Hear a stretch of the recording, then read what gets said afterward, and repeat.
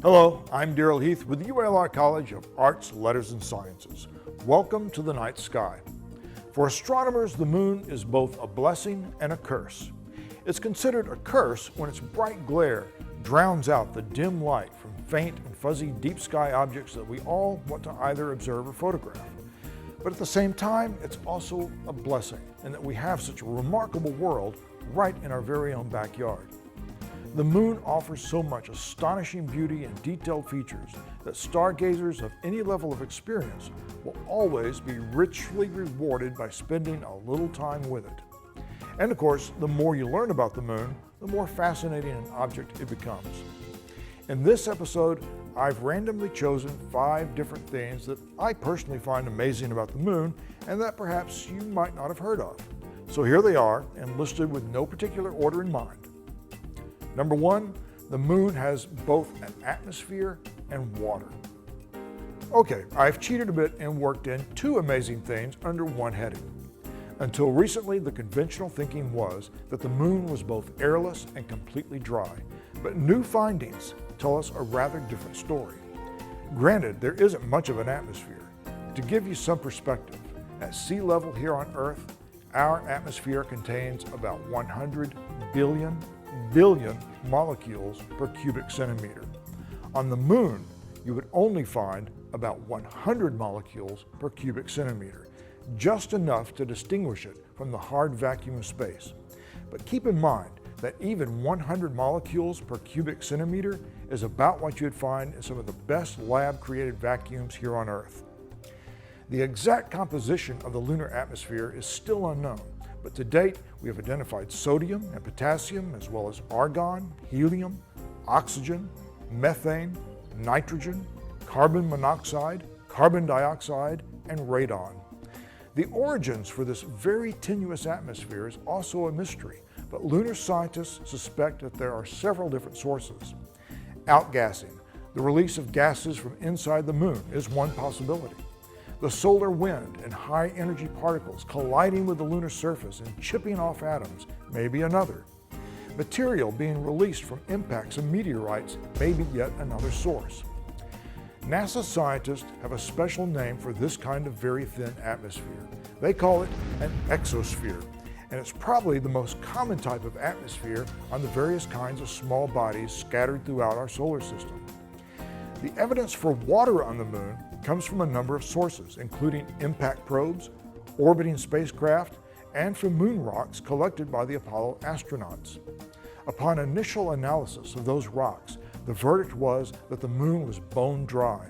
But some 40 years after that assessment, orbiting spacecraft have detected the signature for water at the moon's poles.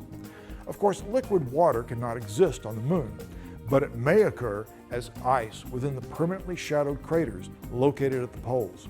Elsewhere on the moon, water occurs as the molecule hydroxyl, which is 1 oxygen atom and 1 hydrogen atom.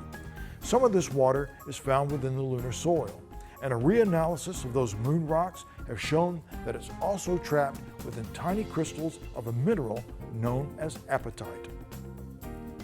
How much water there is on the moon is still a matter of debate. Some scientists say that there is as much as 64 parts per billion, 2 orders of magnitude greater than previously thought. This still means that the moon is drier than any desert on Earth. Some of the moon's water may have been delivered by asteroid and comet impacts, but the most important source may be due to the influence of the sun. The solar wind that I mentioned earlier is a constant stream of particles being emitted by the sun, and some of these particles are hydrogen protons. When these collide with the oxygen-rich materials at the surface, they may cause free oxygen to be released. And if a hydrogen proton collides with an oxygen atom with enough force, they may stick together to form water's close cousin, hydroxyl. Number 2, moonquakes. A moonquake is the lunar equivalent of the earthquakes that we experience here on Earth. During the Apollo missions from the years 1969 and 1972, astronauts placed seismometers on the moon, which sent data back to Earth up until 1977, when they were switched off. They revealed to us that there are 4 types of moonquake. 1, deep moonquakes that originate over 400 miles within the lunar interior. Secondly, there are quakes that are triggered by the impact of meteorites. Third, there are thermal quakes, and these are triggered by the expansion of the frozen crust upon being exposed to sunlight after having been in the deep freeze for 2 weeks of lunar night. And then fourth, we have the shallow quakes that occur about a dozen miles or more beneath the surface. The first three kinds of quake are fairly minor, but the shallow quakes were the strongest, some of which reached magnitude 5.5 on the Richter scale. Here on Earth, that's enough to move heavy furniture around and even crack plaster. What's even more interesting is their duration. On Earth, strong quakes may last only a couple of minutes, but on the Moon, these shallow quakes can go on for at least 10 minutes, with the Moon ringing like a bell. Why the difference? Well, here on Earth, rocks can become saturated with water, and the energy from the earthquake deadens as it tries to propagate through it. The Moon, lacking as much water as does the Earth, has rocks that are far more rigid, and quakes can keep them vibrating like a tuning fork for much longer periods of time. If we ever set up colonies on the Moon, we'd better have quake-proof housing. As to why the Moon experiences quakes, it's still something of a mystery. Some of them may be triggered by tidal interactions with the Earth, while others may be caused by the rims of young craters slumping in upon themselves. Number 3, if you were standing on the Moon, you would see the Earth go through phases. The Moon does not generate any light of its own. All of its light is reflected sunlight. We see the Moon go through a set of phases, new moon to full moon and then back to new, every 29.5 days. The reason we see these phases is because the Moon and the Earth orbit around one another, and we see various portions of the lunar surface illuminated as the angle between the Sun, Moon, and Earth constantly changes. But did you know that from the Moon's perspective, the planet Earth would also be seen going through a full set of phases?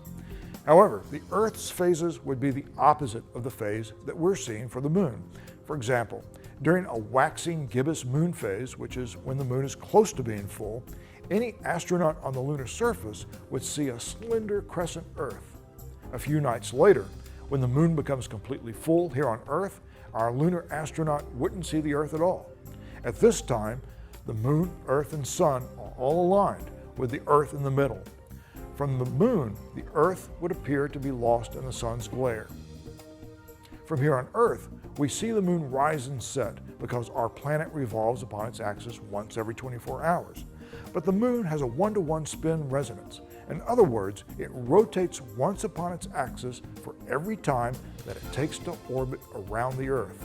And the upshot of this is that the Moon always presents one face towards us. So while we see the Moon rise and set, from the Moon, the Earth would always appear to be in one place in the sky, spinning around every 24 hours to show off its various features and slowly going through its phases just like the Moon does. Number 4, no one can own the Moon. Just because American astronauts have planted flags upon the Moon does not mean that the United States owns the Moon. Neil Armstrong and Buzz Aldrin planted a flag on the Moon purely as a ceremonial gesture and nothing more.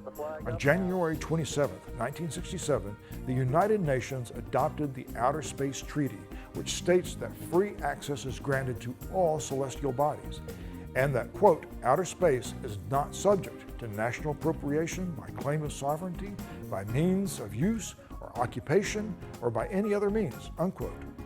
By the same token, the treaty also states that weapons of mass destruction and all military activity is strictly prohibited in space. This still hasn't stopped certain enterprising individuals from laying claim to ownership of the Moon, and some of them will even be glad to sell you some very nice lunar real estate. They claim a loophole in the UN treaty, but Article 6 of the Outer Space Treaty clearly states that non-government entities are just as bound to its provisions as are all member nations. So, if you've paid good money for lunar property, be aware that it's only worth the paper it's printed on. And number 5, the Moon is leaving us. Yes, it's indeed true that the Moon is moving farther away from the Earth, and here's why. The answer has to do with tides and the gravitational embrace that's shared between the Earth and the Moon. The side of the Earth that faces the Moon feels a greater gravitational pull than does the center of the Earth, and the side that's facing away from the Moon feels an even weaker pull. The net effect of this is that the moon's gravitational tug creates two tidal bulges in our Earth's ocean, one on the side facing the moon and one on the side facing away. But these tidal bulges are not static. The Earth is rotating underneath them. Now keep in mind that these tidal bulges have mass, and as a consequence, they also exert a gravitational pull on the moon.